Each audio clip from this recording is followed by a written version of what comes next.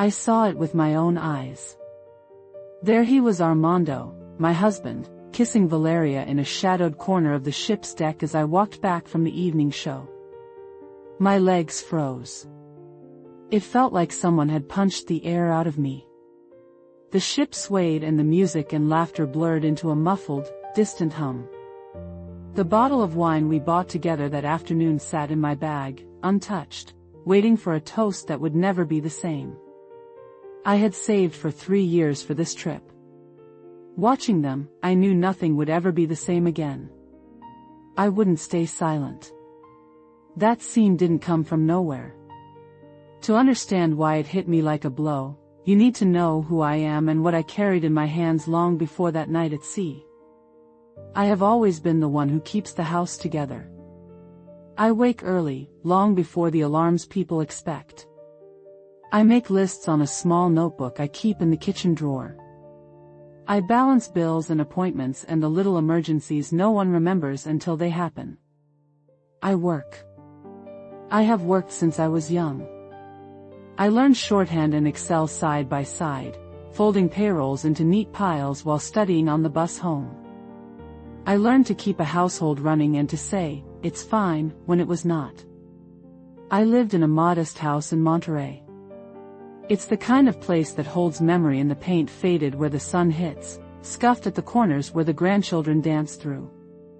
There is a narrow backyard where Canelo used to run and where I planted a jasmine bush the year Carolina graduated. We paid for things little by little. We did not have luxuries. We had choices carefully made and favors repaid in coffee and time. We bought the dining table with a bonus I received years ago. It is the table where my children learned to argue and where I learned to forgive. I set the table each Sunday without thinking.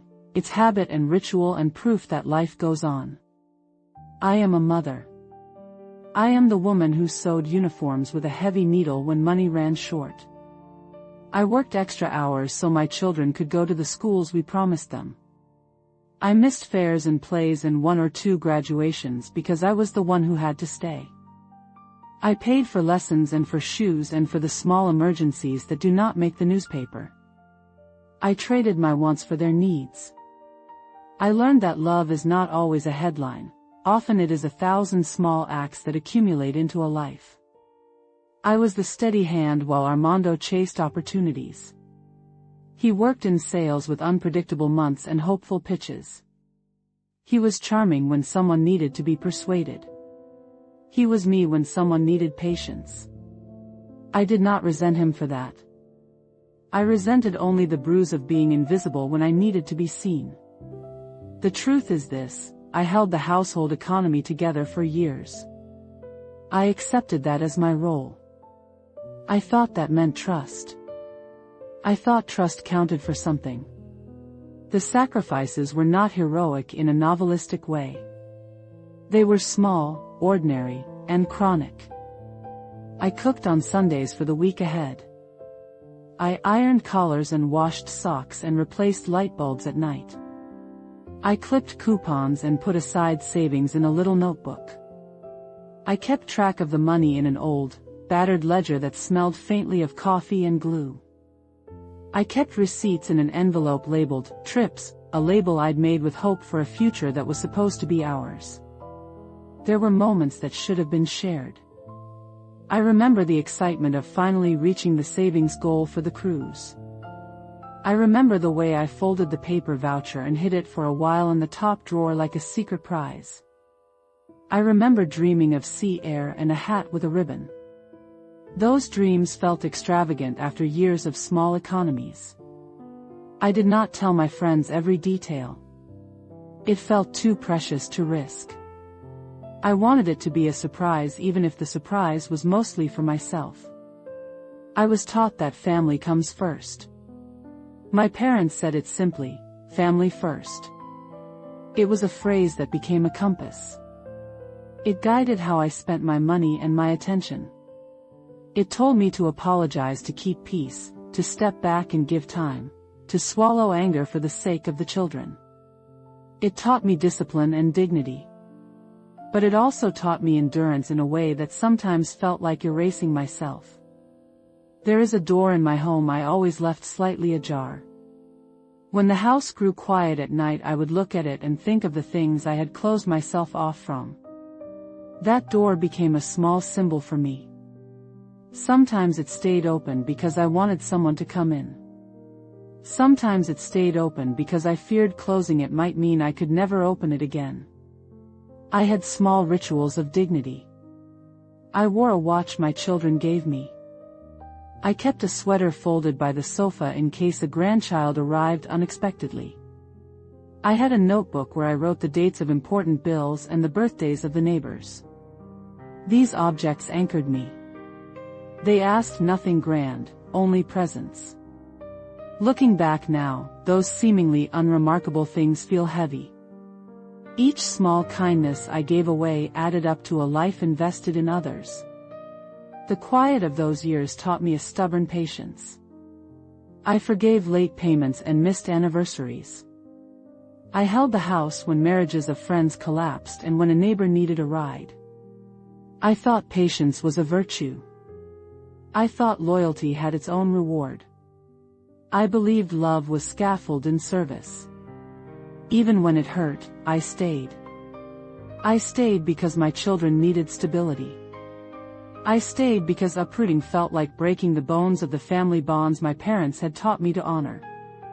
I stayed because I had a picture of a life that, if held together, would eventually show its worth. I stayed because sometimes the cost of leaving seemed larger than I could bear.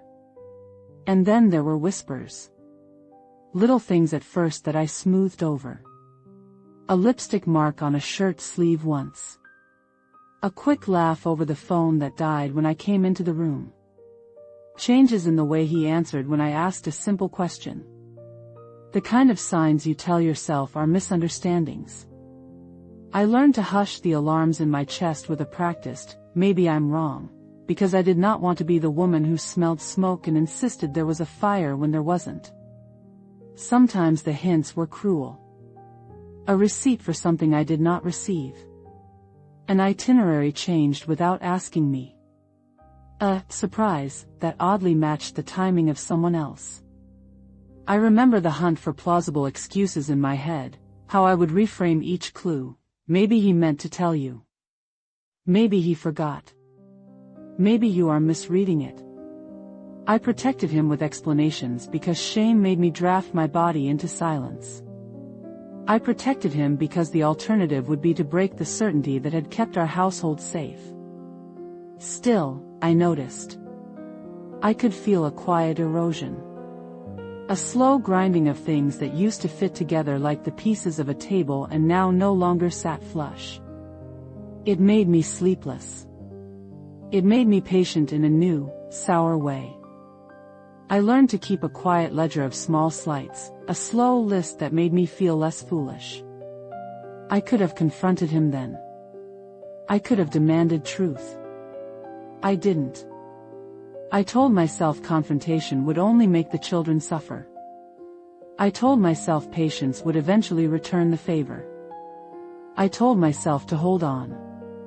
On the day I first saw them on the deck, all those small erasures became a single, clear cut. It was not only the sight of the kiss. It was the understanding that my sacrifices had been footnotes to someone else's script. It was the knowledge that while I had been bookkeeping debts and blessings, he had been making choices that undid the scaffolding of our life. The betrayal was not only emotional, it was a betrayal of the practical bargain trust the nights I worked, the weeks I saved, the ways I made our lives possible. When it sank in, everything in me did one of two things, either implode or become unexpectedly precise. I felt both. For a long time after I left that place on the deck, I moved through the ship like someone on a tightrope. I held my balance with effort. My hands were steady but my mind churned. I let the night carry me away while I listened to my breathing like someone learning a new language. There is a moment, after a shock, when your body wants to physically undo what your mind cannot yet believe. I wanted to run back and tear the scene apart. I wanted to gather evidence like a child gathering toys. But I also wanted to sit I thought about 32 years, about dinners, about the way he used to hum in the kitchen when he was trying a new recipe. I thought about the time I sold my mother's bracelet to fix a car and how he did not notice. I remembered being both the backbone and the shadow in my own house. I stayed silent for years. I stayed patient for years. But I did not forget. I collected proofs in my mind even when I did not act. I kept the receipts that did not make sense. I held the feeling of being off balance like a ledger until someday it would mean a choice. If you have stayed this long with me, thank you. I want to ask a small favor. This channel is new and quiet, and if this story reaches you and touches you, it helps more than you know if you press subscribe and leave where you are from in the comments, city and country. It helps me feel less alone telling this truth. That is all. Thank you. After that night I understood something dangerous and freeing at once. I could not pretend the past was unchanged. The life I thought I knew had a seam that was unraveling. And when a seam opens, you can either stitch it closed and pretend nothing happened, or you can finally see what is underneath. I had been taught to place the family first. I had believed that meant endurance. Now I saw that preserving a family at all costs sometimes preserves the wrong things. Sometimes preserving the family meant preserving harm. I had to learn the difference. I lay awake that night and rehearsed words I would not speak. I imagined conversations I would never start on the ship. I imagined returning to Monterey and meeting eyes with people who had looked but not told me. I thought about who knew and who pretended not to. The embarrassment burned, but beneath it was something harder, a refusal to be erased. I closed my notebook and, for the first time in many years, wrote in it a sentence I had never let myself say aloud: I will not let this be the end of my dignity. The next morning I stood at the railing and looked at the horizon. The sea was wide and indifferent and beautiful. It felt ridiculous and right to find solace there. I touched the watch my children had given me and promised myself I would not make any decisive moves until I had a plan. Pain can be fuel, I told myself. It can make you move or it can make you sink. I would move. But first I had to understand everything. I would not be silent forever. The weeks before the cruise played out like a film reel of ordinary scenes that, looking back, were somehow threaded with discord. I want to place one of those scenes in front of you so you can feel the ordinary weight of it, the small gestures that hid the rot. It was a Sunday morning. The house smelled of frying tortillas and coffee. The radio hummed quietly in the corner, playing something old the family likes. I had a pot of chilaquiles simmering on the stove and a line of plates waiting like small white boats. The dining table, our old table, looked the way it always did, a little worn, a ring from a glass on one corner, a small scratch where the dog had once knocked a salt shaker. The grandchildren's crayons were still in a tin at the edge, not put away yet. Javier came with Sarah and their little boy, Mateo, who likes to hide his peas under the plate. Carolina arrived with Diego, smiling but a little distracted because she had made a cake and someone had already cut a corner. The house felt full and ordinary and perfectly loud. That noise is home. That noise is safety. Armando was not in the kitchen when I had expected him. He walked in late, checking his phone like someone holding a secret. He smiled at all of us in that casual, practiced way husbands learn, a smile that does not always reach the eyes. He poured himself coffee without asking whether there was enough for everyone. Small omission, I thought, and moved on. I have always made room. I cleared another plate. As we ate, Armando's phone buzzed against the table. He peeked at it, smiling at something. When I asked who was writing, he slipped it into his pocket with a quickness that made me pause. Work things, he said, a phrase designed to settle questions, a word like a bandage. I heard Sarah and Diego exchange a look they tried to hide. Those looks matter. They are small fissures in porcelain. Carolina came closer while I washed pans. She whispered, near my shoulder. Mama, are you sure Dad is excited about the trip? Diego says he saw him at the mall with a woman. They looked close. She lowered her voice like passing a mirror across a scar. Her face was full of the ache of knowing. She was looking not for permission to worry but for me to name the pain I had not yet named. Your father has many clients, Hija. Don't start with those ideas, I answered out of habit. My voice was steady. I wanted to be the house, not the tremble. But the words in my chest felt like a loose stone. My small notebook with the trip's envelope sat on the counter like proof that I had saved. I reached for it and felt my own hands tremble. There was a neighbor who had stopped by Merle, a woman who lived 3 houses down and liked to know everything that mattered and much that didn't. She lingered at the door while the kids played.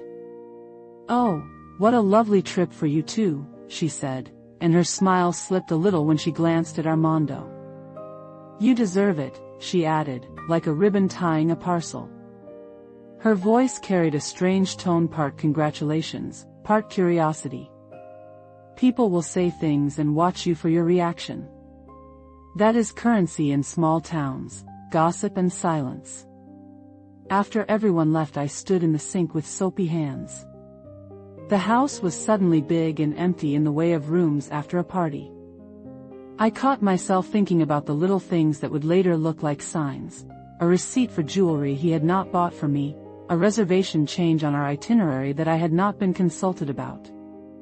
I held the receipt in my hand like a small, defiant object. Who buys a silver collar at a downtown store and calls it a surprise? I asked myself. I told myself it could be for something or someone else. I told myself many comforting lies. That afternoon, a quiet micro-conflict played out at the outdoor market. I went to buy fruit because the kitchen needed brightness. A woman I knew from the church Rosario came up and asked about the trip in public, loud enough that a vendor stopped stacking oranges. You must be so excited, Magdalena, she said. Her question was kind, but the way she watched Armando walking by with a woman who was not me made it feel like salt. I smiled and told her yes, we were excited. Her eyes, though, told another story. They were curious and not blind. Back home, while I folded clothes, Armando called and said an unexpected client meeting had come up. It was Sunday afternoon. I had a list of things to pack and a hat I had dreamed of wearing at sea. He kissed me on the cheek, the way one kisses the top of a head when running late, and left. I watched him go with a small, private worry in my chest that I dismissed like lint. You learn over a marriage that not every absence is betrayal. A few are, yes. But not every one. The problem is the slow accretion, absences that align with other oddities. A pattern emerges like a trail of small stones. Individually they mean little. Together they draw a map. Weeks before departure, I found a small change in our reservation when I opened the travel folder to double-check the excursions. He had rearranged the itinerary. There's a private beach option, he said when I asked. It's exclusive. He smiled, as though saving the world rather than keeping a private moment. He offered the reason like an apologetic gift, but it felt like something else, a reduction of my say. He framed the changes as improvements. Who would argue with exclusivity, I thought. Yet, my memory of the ruins, the one I had wanted to see, felt like something snatched. The small quarrels began to puncture the ordinary days. I would ask about a plan and be told later. I would find a note gone or an item misplaced and make a joke out of it. I learned to smooth my voice. I learned to contain my questions into a single, neat line that would not break anything. I learned, gradually, to mute my alarm. I wanted to be the woman who understood and forgave. These are not crimes, but they are pressures. They make the person who hurts feel small and the person who hurts from the inside feel alone. There was also a tiny public humiliation. When I showed up to a small community meeting to volunteer for a local fundraiser, a woman I had helped years ago, someone I had taken to appointments, made a comment loud enough to sting. I never expected him to come back to a woman like that. The words were a hint, not a sentence, but the effect was the same. It isolated me in a room full of people whose faces I knew. I walked out and felt the weight of being judged for the very things I had sacrificed for others. Amid these tensions, the little objects of my life took on new meanings.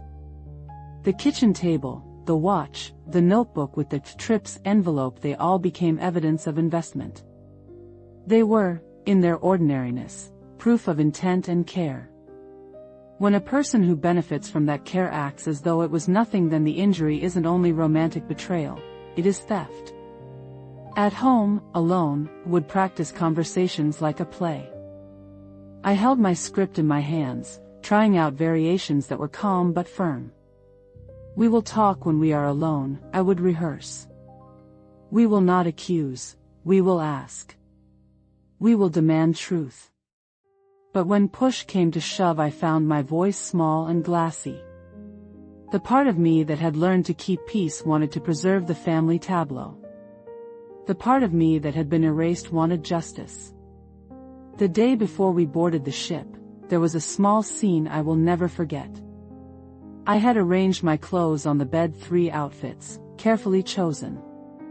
I folded them like I was folding the previous years into something neat and presentable. Armando came in with a grin and a hat he had bought. He said, "We look like we escaped." It was meant to be romantic. I took the hat, smiled, and felt the hat weigh more than straw.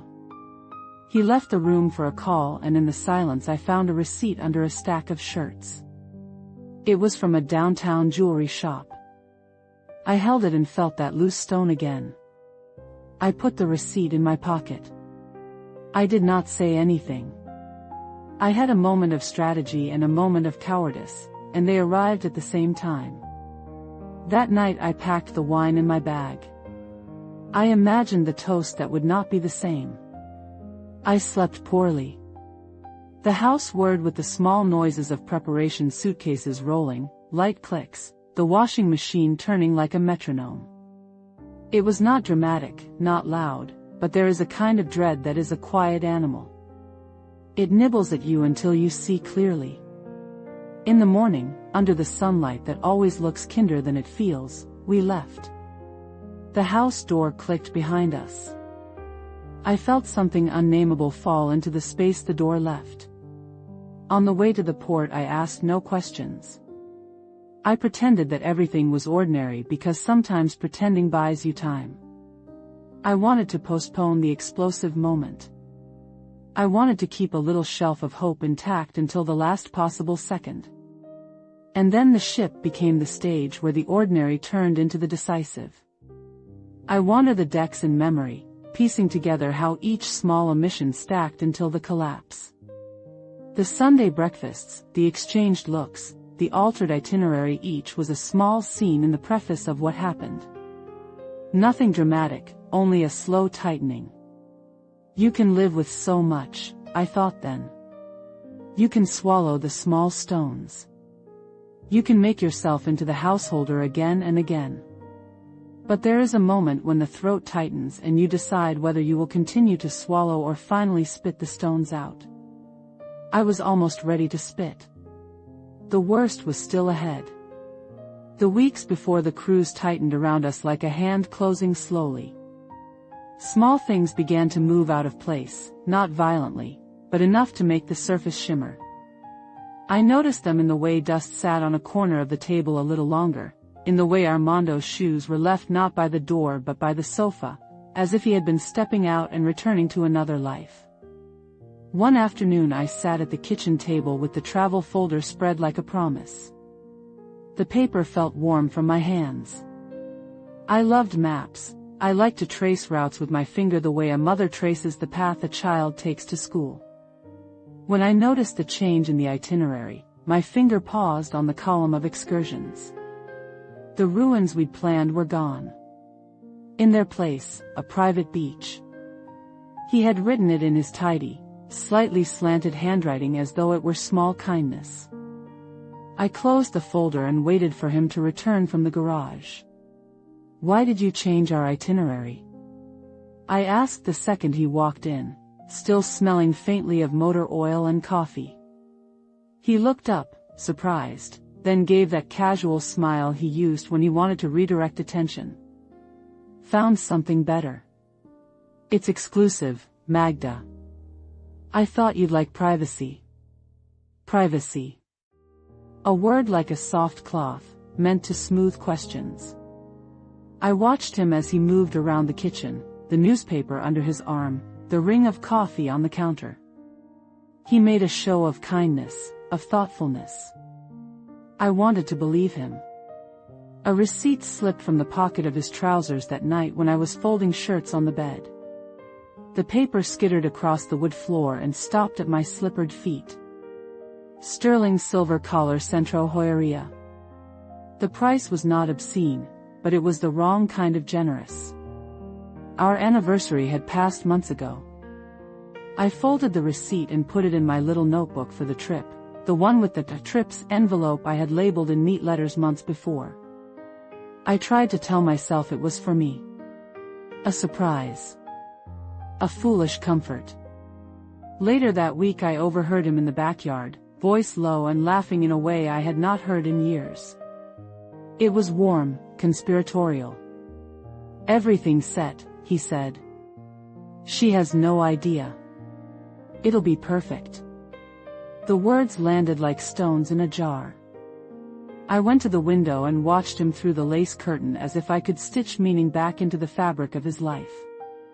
When he saw me at the door, he ended the call abruptly. "It was Javier," he said, offering the kind of casualness that is meant to act as an apology. He was wishing us a good trip.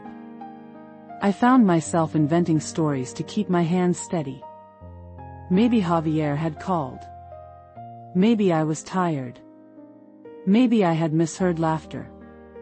I had practiced forgiveness my whole life, a small, habitual muscle. But forgiveness can also be a bandage that hides a deeper wound until it becomes infected. Another day, while washing a pile of shirts, a neighbor stopped by to borrow sugar. Merle lingered longer than necessary. She had a nose for the weather of other people's houses. "What a treat for you too," she said, looking at Armando with a smile that never reached her eyes. Her tone had a ribbon of curiosity tied to it. I smiled the way women do when they keep their own counsel. Inside, a scraping sound began, the noise of small lies rubbing against one another. At the market, Rosario asked about the trip loudly enough that the vendor stacking oranges glanced over. "You must be so excited, Magdalena," she said. Her eyes flicked to Armando and then to me, and the look in her face was a small verdict. I felt my cheeks warm, a familiar humiliation that people hand you without an instruction manual. I answered politely. I can't remember if I lied to her or to myself. Two micro-conflicts grew like hairline cracks. The first was inside the family, a passing remark by Mercedes at lunch about starting over being risky. She meant it as counsel, but the tone was edged with the kind of judgment that keeps people silent. The second was public. A woman I'd helped years ago saw Armando across the street with a woman who was not me, and said something sharp enough that even the air felt different. "I never expected him to come back to a woman like that," she said, as if she knew a detail of my private ledger. Back at home one evening, I packed the hat I had bought in a shop months ago, the straw with the ribbon I had imagined wearing at the ship's railing. Armando said, "We look like we escaped," and held it up to me. He joked, but his eyes darted away. Later, in the bedroom, I found another receipt tucked under a stack of shirts. Sterling silver again. different ornament. My fingers closed on the paper like a trap. I stood in the doorway as the house hummed. I would not call. I would not accuse. I would simply see. The next day, he said he was going to the market for fresh bread. He never came back to the kitchen. I walked toward the cruise terminal like someone following a loose thread, and I did not yet know where it would lead me. We were supposed to be on vacation. The sea, the iron railings, the lights reflected in black water, all of it was meant to be a new beginning. Instead, the ship became a stage I had paid to inhabit and a place where someone else was already playing my part. That evening I had gone to the show alone, partly because I could not keep waiting for him. The theater was warm and alive, voices like familiar coats. When the lights came on, I walked out slowly, savoring the air. The music still caught like glitter on my skin.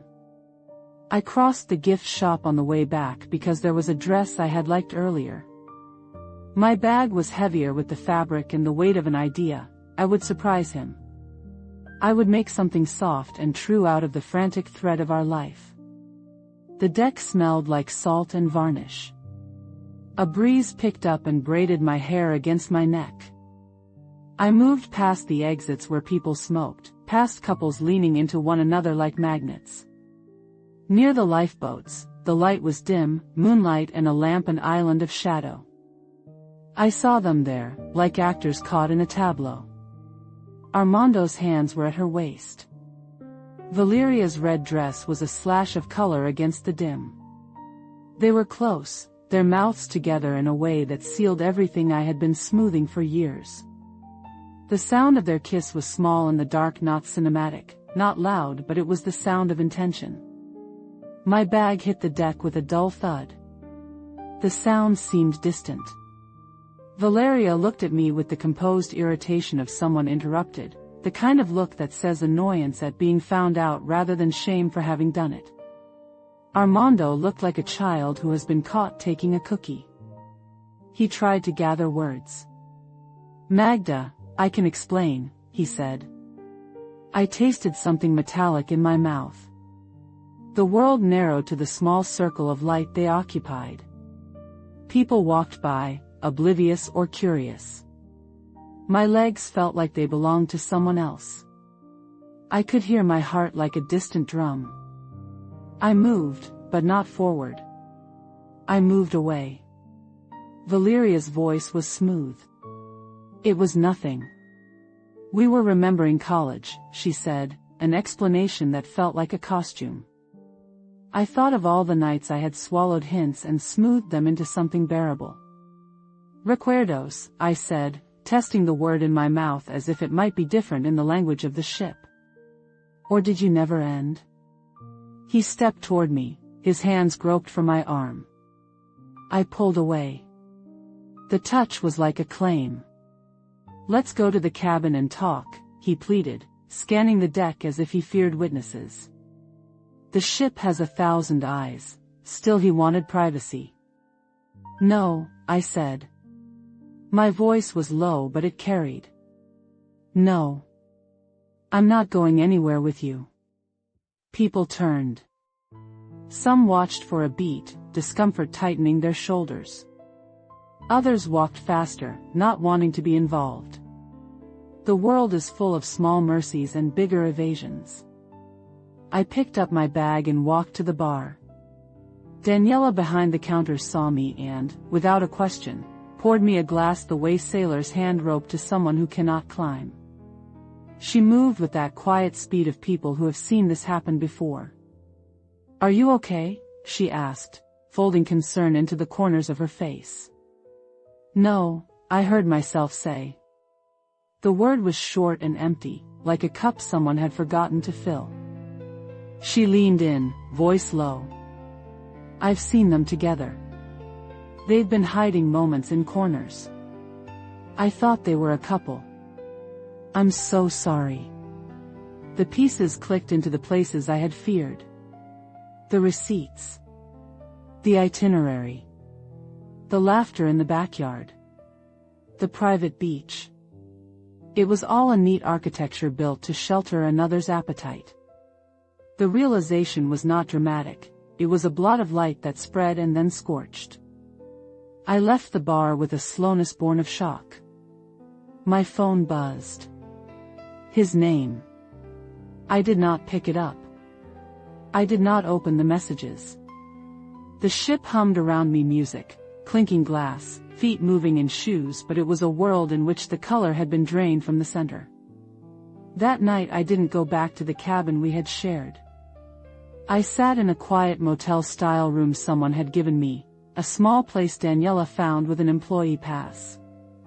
She slid me the key like a priest giving absolution. "Service will sort the bill in the morning," she said. "You're not the first and you won't be the last." The room smelled of cleaner and sea spray. My suitcase was still in the cabin. My hat sat in a shopping bag. I pulled the nightstand drawer open and found the little notebook I always carried. I wrote the word, betrayal. The letters shook on the paper. I had been betrayed in the currency I understood best, the practical one.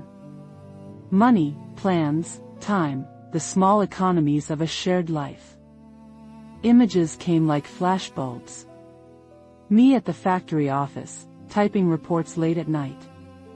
Me stitching uniforms when money was short. Me lending my mother's bracelet for a car repair. Me folding laundry like a quiet prayer. I had kept the house and the ledger so the roof would not sag. And under that roof, he had been building something else. My phone vibrated again. I let the screen light die. Instead, I called no one. I texted Carolina a few careful sentences, choosing my words like coins to drop in a certain slot. She replied almost immediately, "We suspected. Sarah saw them months ago." "I'm so sorry, Mama." They had known. My children had known.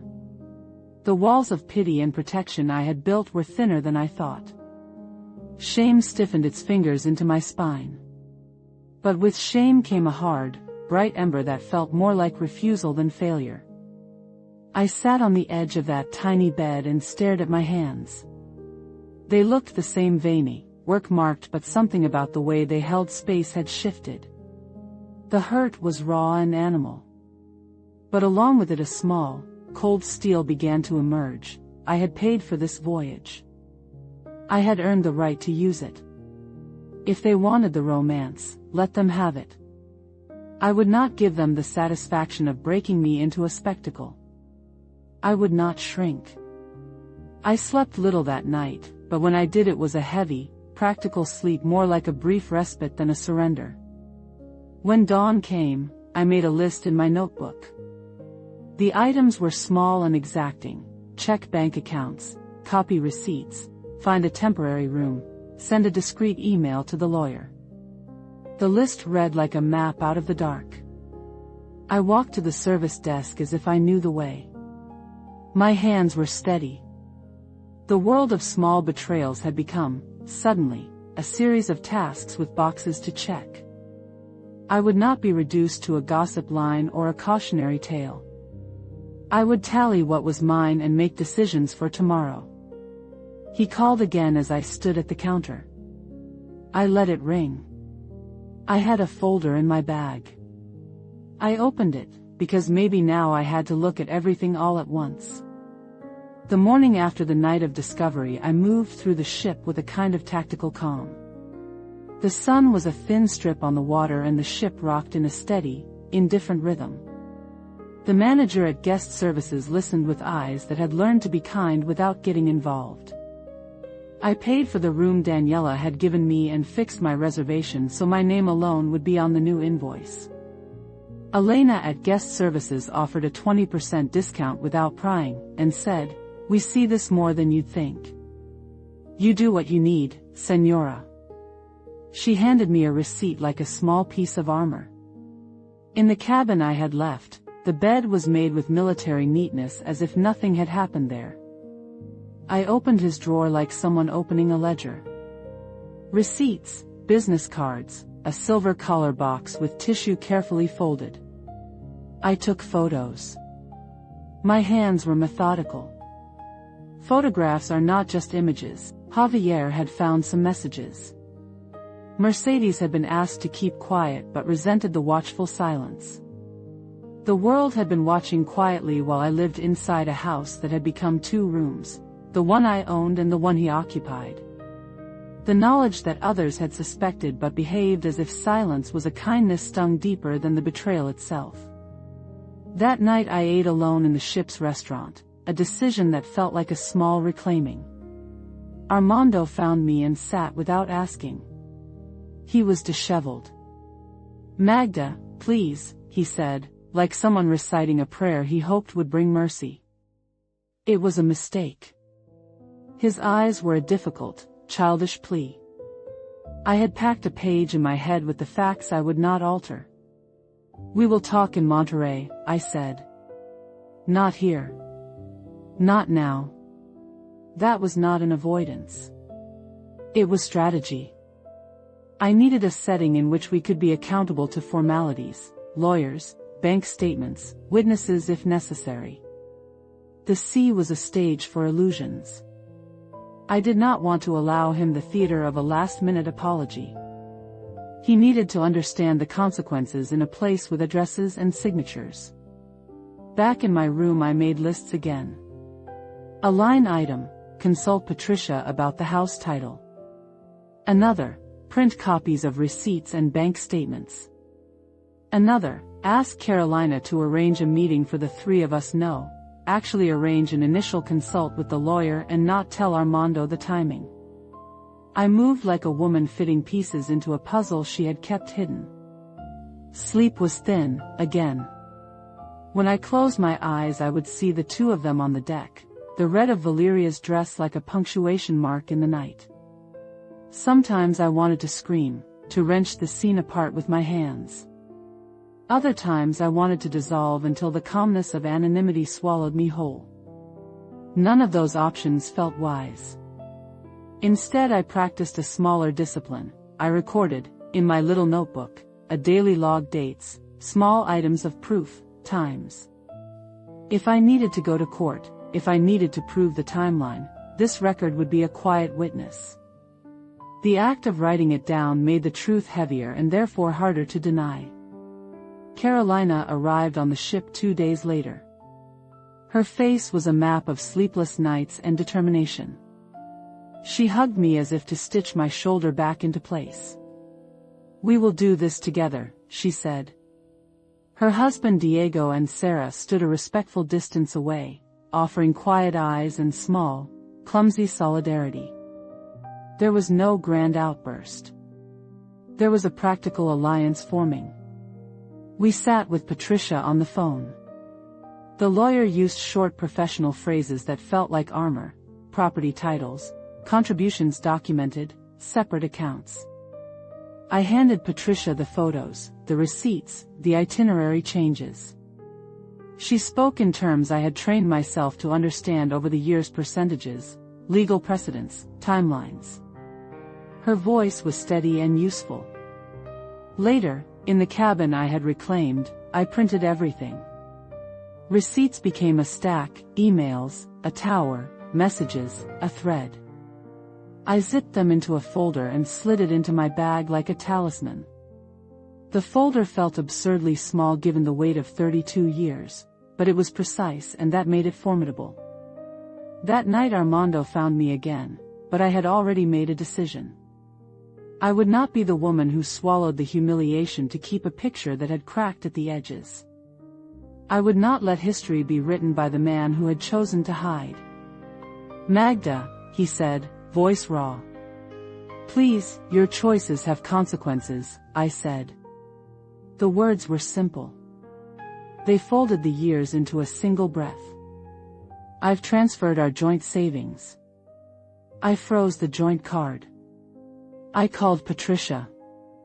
"When we disembark, we will sort this." He looked at me as if the world had shifted under him. "You can't," he began. "I already did," I answered. I left for the deck to breathe the air that had once been dream. The horizon was thin and clean. Below, the water moved with indifferent certainty. I touched the watch my children had given me. It felt like a small steadying thing against the wildness of my heart. I had spent a lifetime protecting others. Now I was protecting myself. And yet, even as I acted, a small ache remained. I had to decide what to do with the life we'd built together. The house, the memories, the dog with the tired eyes. Justice is not only about paperwork, it's about deciding how to live when the shape of your house has changed. I flipped the page of my notebook and wrote, in slow, steady letters, I will not be silent. Outside, on the deck below, curtain of night, someone laughed with a voice that used to be mine. I pressed my hands into my coat pockets and waited for what would come when the ship reached shore. I was ready to step off differently. But first, we had to land. I moved like someone who had learned the geography of resilience. My hands did the small, steady tasks while my mind catalogued consequences. There was a kind of mercy in method. First, the proofs. I opened the folder and felt the weight of photographs, receipts, and printed messages.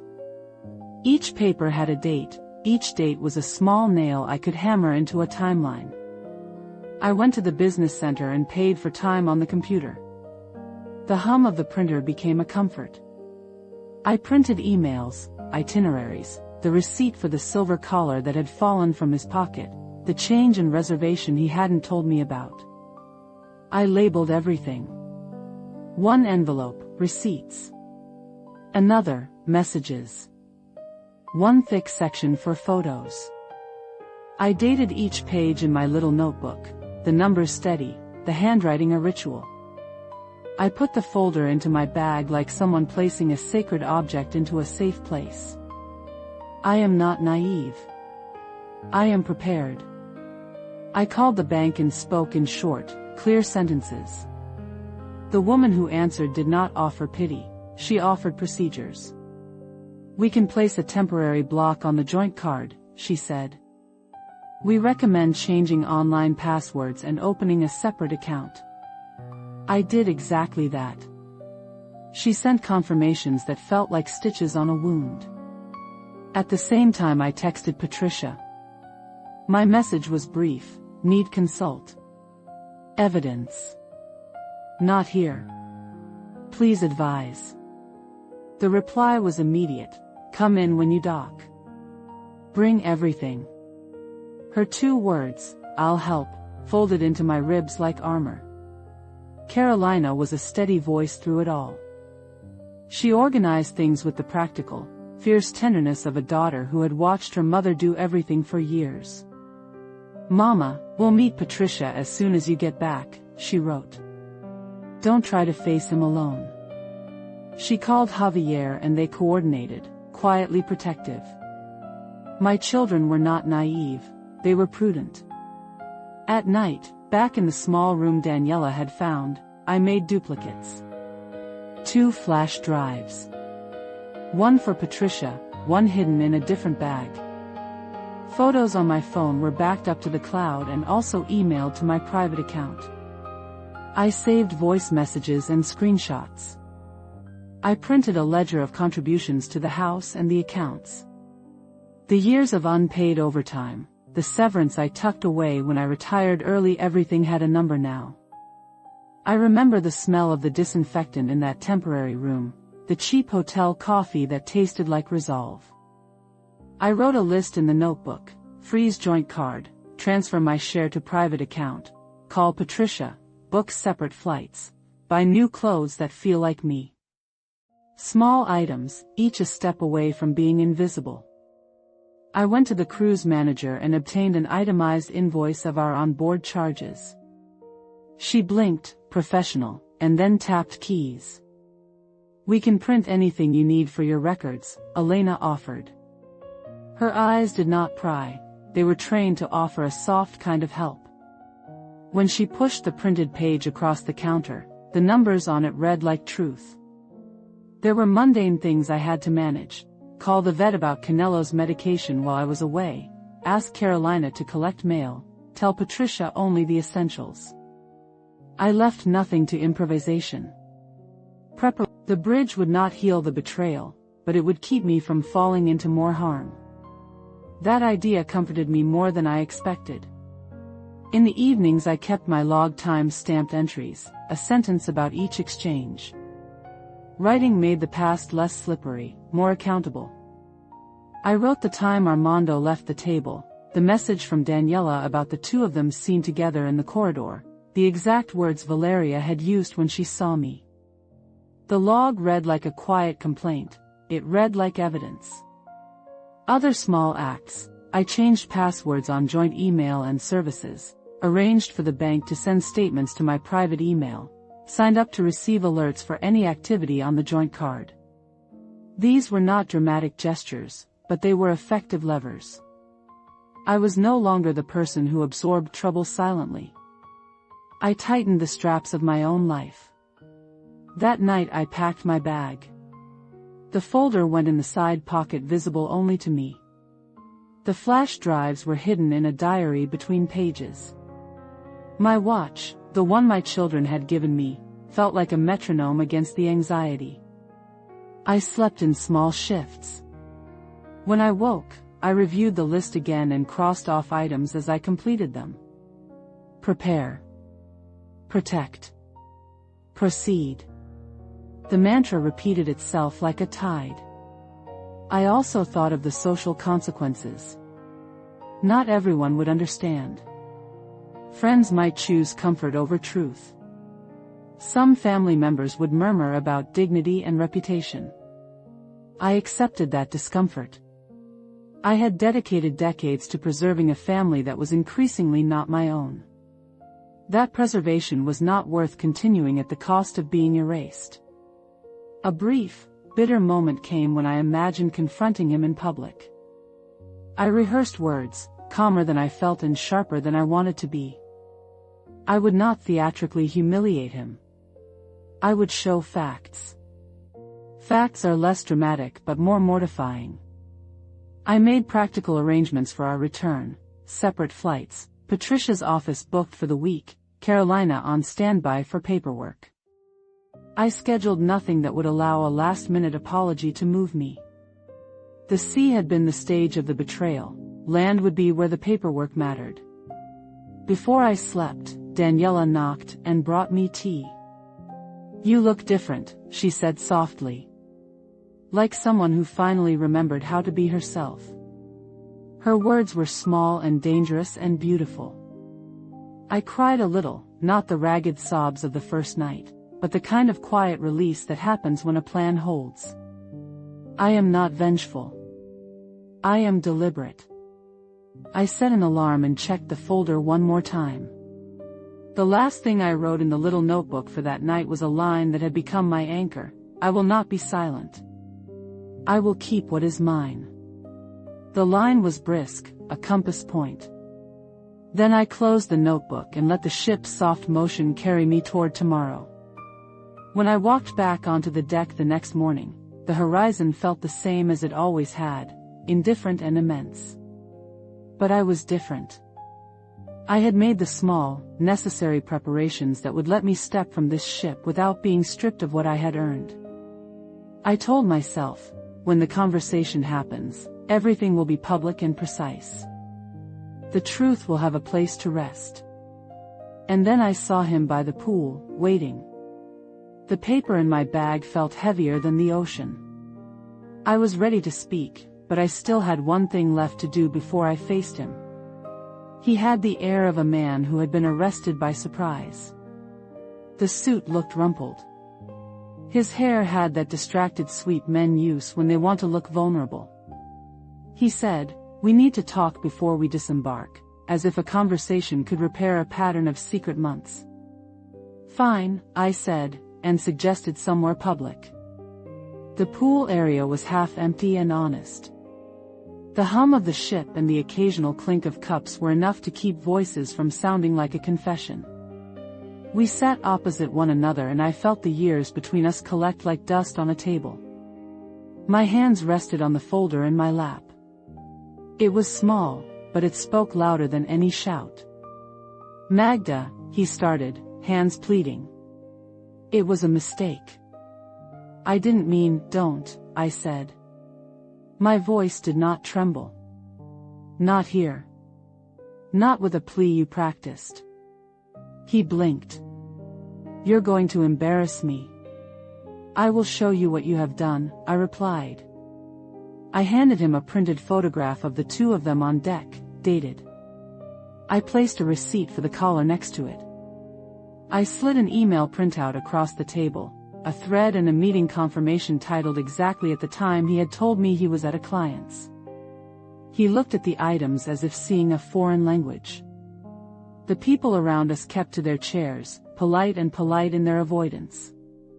A server walked by and pretended not to notice. The ship is a small theater. Passengers rotate roles of witness and blind eye. I did not need them to do anything but continue being normal.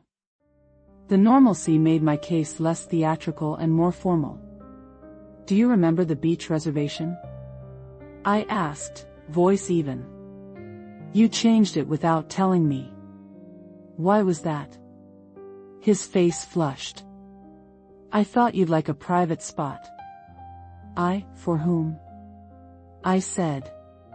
The question was short and precise. It cut the air like a key. He fumbled. "It's complicated, Magda." "You don't understand." "I understand numbers," I answered. "I understand receipts and times and transfers. I understand contributions. I understand that I paid most of our life together. I understand that you made choices that excluded me." I showed him the transaction ledger, the figures arranged by year. I had tallied every contribution I had made toward the house, toward the car, toward the vacations. The paper showed what the years of my prudence looked like numerically. It was patient and immovable. He protested about fairness and history. He said that we, both, had built a life. I let the sentence hang and then I pointed to the clear list of transfers and the frozen joint card confirmation on my phone.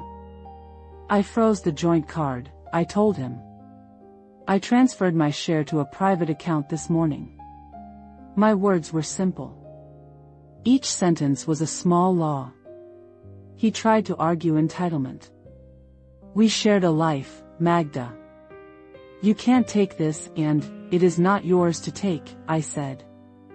"It never was. I kept the books. I paid the bills. You spent what you wished and hid what you could. That's not sharing." My voice sounded like a hinge closing. He reached for me. I did not flinch, but I stepped back. His fingers found air. "Let's go to the cabin and talk," he pleaded, old pattern surfacing plea, touch, shame. "We can fix this." "No," I said. The word was final. "We will talk in Monterey. With Patricia." I had printed an email with Patricia's scheduled appointment and slid it across. I watched him look at the office name, the date, and then at me as if the word Monterey were a map he had never studied. His mouth opened, then closed. Around us, the ship continued, a little boy's laugh, the distant thump of a playlist, someone calling a waiter. The world continued as if nothing had ruptured. "You're ruining everything," he said finally, voice sharp. "No," I answered. "You ruined everything." The difference was quiet, surgical. He could not turn that ruin back into an accident. "Think of the kids," he said. "Think of Mateo." I said. "I thought of them before any of this. That's why I did not react in the dining room. That's why I made a plan that protects them and me. You made choices. Now we will follow the consequences." His face moved through small contortions: worry, anger, the recoil of a man who had been caught by documentation rather than accusation. You don't have to go to law, Magda. We can fix this between us. No, I repeated, softer now. You had your privacy. You had your choices.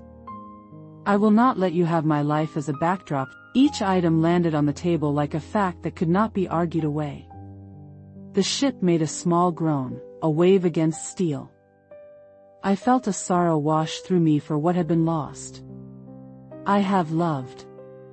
I had invested hope, small sacrifices and daily effort. None of that erased the betrayal, but I could not pretend the sorrow was only mine to bear. He begged, then raged in small bursts. He tried to make me the wronged party for not being softer. The performance was familiar. I refused to play along. I told him 3 practical things before I left the pool: flights separated, money accounted, Patricia engaged. Each sentence was a plan. Each plan had a paper line attached to it. He listened, anger tapering into calculation. When I stood, I felt an odd steadiness.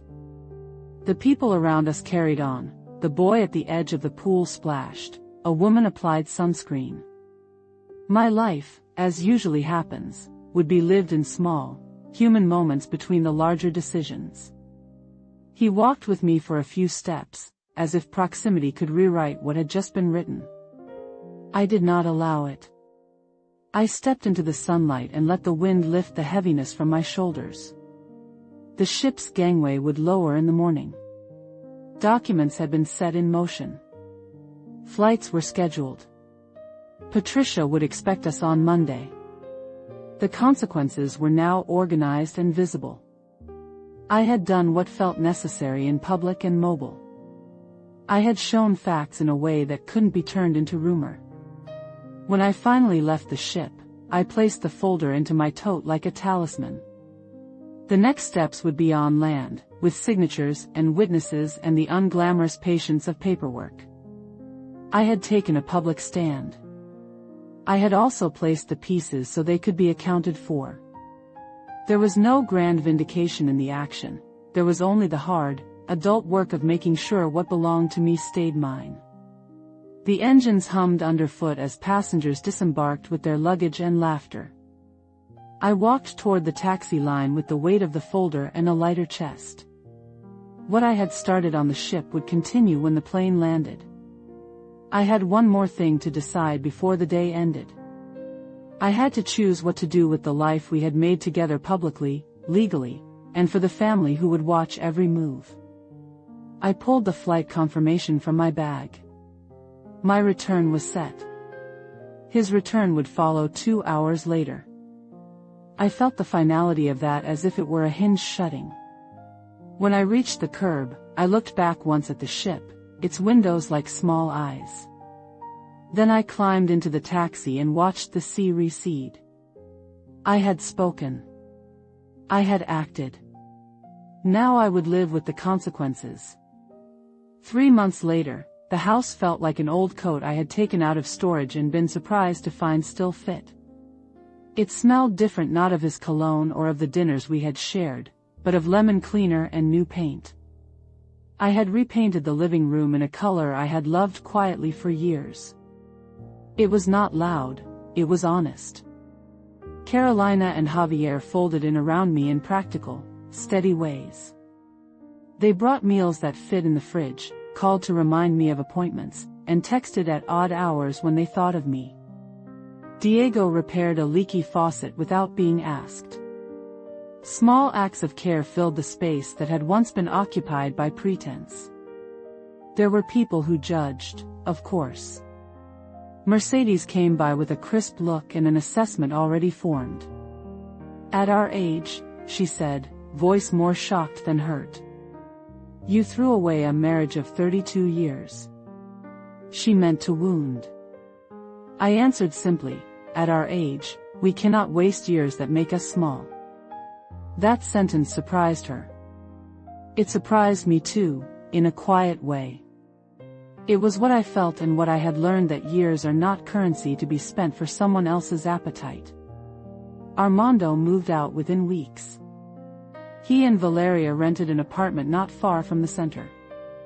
I do not know what they told the neighbors. I do not seek their explanations anymore. What mattered to me was legal clarity. Patricia had been methodical and stern when required. The house title remained where it had been for years. The divorce was quick in legal terms because I did not drag the process into a melodrama. I filed what I needed and asked for what I was due. Practical pains remained. There were objects to redistribute: his shirts, the watch he liked to show off. I boxed a few mementos and handed them to him through a neutral friend. The dog, Canelo, stayed in my house. He'd chosen me years ago on a morning when I found him under a bush. He is old and content and knows the route to my lap. A new cat, Luna, curled into the crook of my afternoons and made a fierce case for softness. There were also quieter changes. I enrolled in a photography class. The camera fit in my hands like a new language. At first it was difficult to look through the lens instead of looking at the ledger. Then I started to see the way light curved across mundane things: the kettle, a hand, the curtain, and the late sun. Learning a new skill was not escape, it was reclamation. Financially, the safety measures I had put in place proved wise. The transfers, the freezes, the cautious moves with accounts prevented messy surprises. Patricia negotiated with an even hand. I learned the vocabulary of settlements, of rights, of how a life is not only built by love but also by receipts. I kept copies of everything in a safe deposit box after Carolina insisted. "You did the right thing, Mom," she said, and held my hand like a small anchor. I let myself be anchored. There were awkward family gatherings. Some relatives hesitated. Others did not ask and assumed silence. I learned who would sit with me in the uncomfortable chairs and who would cross a room to avoid a glance. That was not betrayal, it was information. You learn yourself by seeing what others are willing to do when it becomes inconvenient. A rumor reached me one afternoon that they had chosen a particular restaurant and were booking a party. I felt a flash, a human sting, jealousy perhaps, and then a practical shrug. They could have their parties. I had chosen to make mine different. I would travel. I had saved for years. The plan I made with Daniela was still alive. There were small public moments when my dignity was challenged. A casual acquaintance asked, with that particular cruelty people sometimes use, "Are you sure you did not overreact?" I answered with a short, precise truth: I chose to protect myself. That is not overreacting. The sentence landed and the conversation moved on. Not everyone forgave me. Not everyone understood. The cruelest, perhaps, was the silence from people who had suspected and said nothing. That hurt sharper than any insult. But I kept my choices quiet in another way. I did not crave public sympathy. I did not need the world to validate the private business of my life. I began making lists again, but these were different. A list of things I wanted to learn, places I wanted to see, photographs I wanted to take. The lists looked like a map to the woman I had been before the long, patient entanglement that had almost consumed me. I was not trying to erase the years, I was editing them. One afternoon, while sorting old photographs for an album project, I found a picture from our wedding. Armando and I were young, our faces bright with the careless hope of beginnings. I did not burn the photo. I laid it on the counter, looked at it, and felt both gratitude and grief. Gratitude for the good that had been real. Grief for what had been broken. There was no need to choose only one feeling. The social cost of my choice was real. There were neighbors who whispered about stability and risk. There were well-meaning friends who advised caution and compromise. I listened and then chose. Compromise felt different when it came at the price of being invisible. I would not pay that price again. My children adjusted. Javier and Sarah reminded me often that the grandchildren were important. Mateo came over for Sundays. He fed Canelo old bits of toast and announced boldly that my food was the best. The youngness in the house resuscitated old corners of joy. We booked tickets to Europe and marked the cities with a highlighter like a respectable conspiracy. No lies, Daniela said in her practical voice. No explanations needed. Just us and light. I smiled at the thought. The trip felt like a promise to my future self. Sometimes at night I find myself awake and think about how I might have walked different paths if I'd seen earlier. Regret is a slow visitor, its visits are fewer now. Mostly I feel a calm that is not the absence of pain but a settled acceptance that I did what I had to do. People ask if I'm happy. Happiness is not a steady state, it is a collection of small truths. I have more mornings of quiet that are not haunted by a pretense. I laugh more without apology. I make plans that are mine. That is contentment enough for a life rebuilt. If anything surprised me, it was not the cruelty. It was how ordinary courage becomes when you live it. The acts were not huge on their own, freezing a card, making a phone call, painting a wall, enrolling in a class. Each was small. Together they made a boundary. I will not be silent, but I am also not loud for the sake of being heard. I am steady. I keep my ledger, I take my photographs, I plan my trips. There is dignity in those small, daily acts.